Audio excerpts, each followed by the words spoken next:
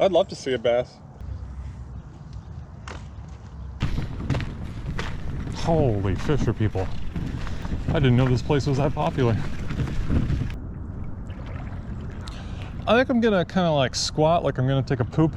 Yeah. And then kind of fall in. Yeah. And orient myself thereafter. This is the challenging part.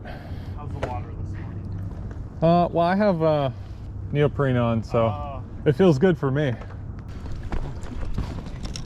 Let's get you out of there. That was a mistake. Oh, it feels so good. I might just dangle my legs off the edge. You literally don't need to manage. I would say that's more comfortable than the lake. Oh, this is nice.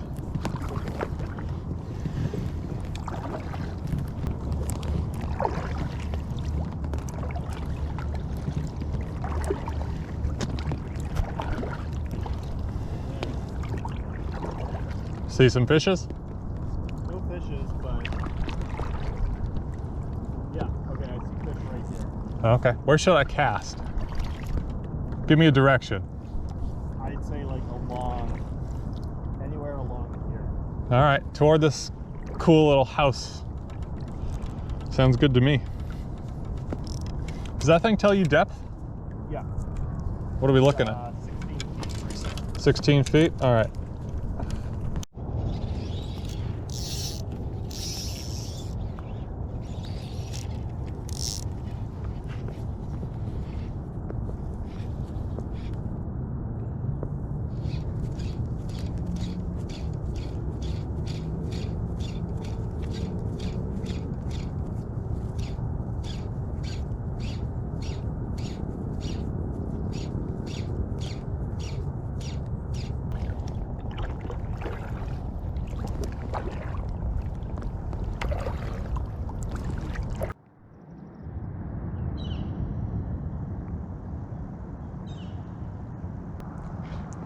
Well, our leaky inflatable kayak is slowly getting lower in the water.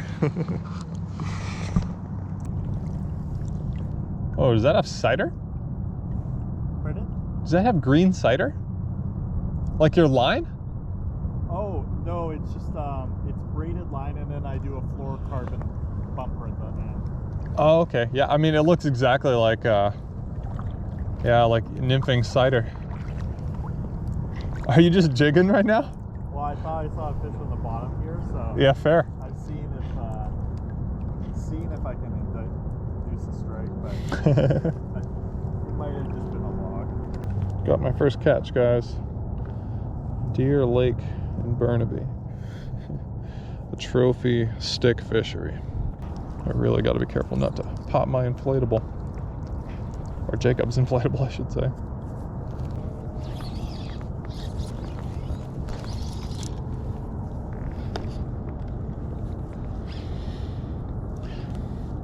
Yep. I was kind of getting bored of targeting salmon who never want to bite my fly, so I asked Jacob if he wanted to go bass fishing and lend me his inflatable kayak.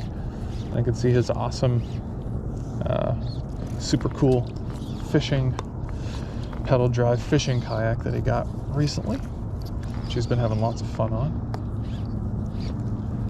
And I just wanted to hit Deer Lake, try to do some bass fishing. Try something new, guys. No, I'm not gonna lie, I like being out here on the water. It's quite pleasant. I'll have to add some music or something. Maybe try to catch a fish to make it interesting for you guys, but you know, for me sitting here in this kayak, it's quite pleasant. Out this way, guys.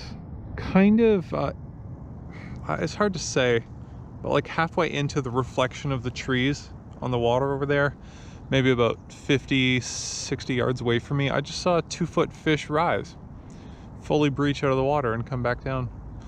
Looked kind of like a trout, but also kind of looked like a carp. It was like brownish, so maybe it was just a huge bass, but I might go over there and fish something a bit shallower, maybe throw in an indicator rig, because stripping these streamers down deep is not producing anything for me. No fish, huh? I have not seen any signs of fish. Well, I did. Yeah. Not on my line. But when I was over in that corner, I happened to glance this way. I saw a 2-foot fish fully breach. Oh. Like kind of right in this film here. I don't know what he was for, but I know that on like normal lakes, it's chironomid season. Ah. So he could have just been chasing a chironomid. Huh.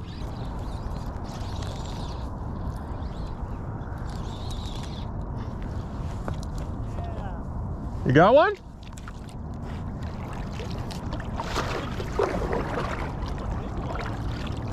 Maybe that's my friend.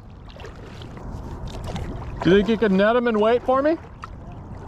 Appreciate you. Jacob got a fish. That's a pretty nice rainbow.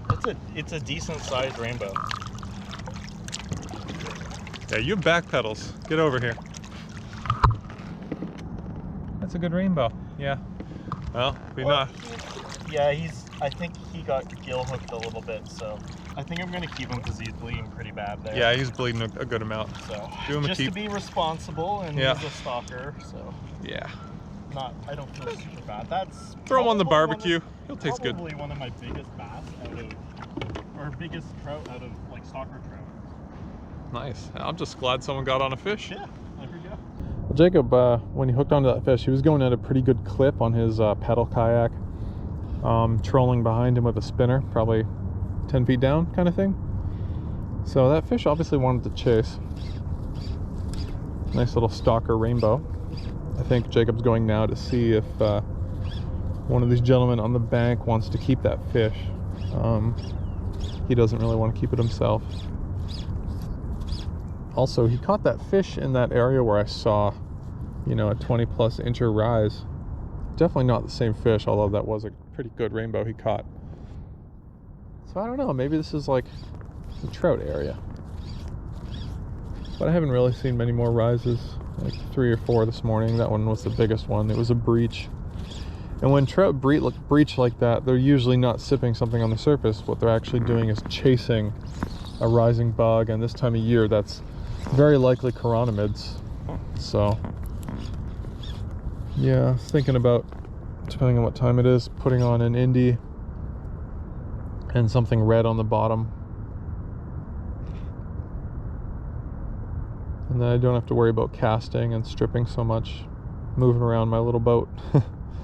I can just watch an indie, which actually kind of sounds fun right now. It's so still here. Any movement of the indicator is a fish. So I lied, guys. I have like 10 minutes to kind of fish and then go back to the car, pack up, and go home. So let's fish this pink salmon fly that I've been using for coho. Why not? It's cute, it's small, it's pink. I like it.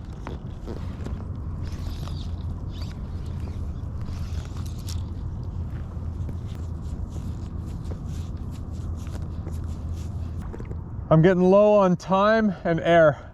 That doesn't mean you have to come in, but if you want, I can put your stuff in my trunk until next time we meet or whatever. I'm probably gonna fish a little bit longer. Okay. Alrighty. I think I'm heading in then. All right. Well, good luck. Thank you. Hopefully get a bass. You're on the board. That's something. Yeah, exactly.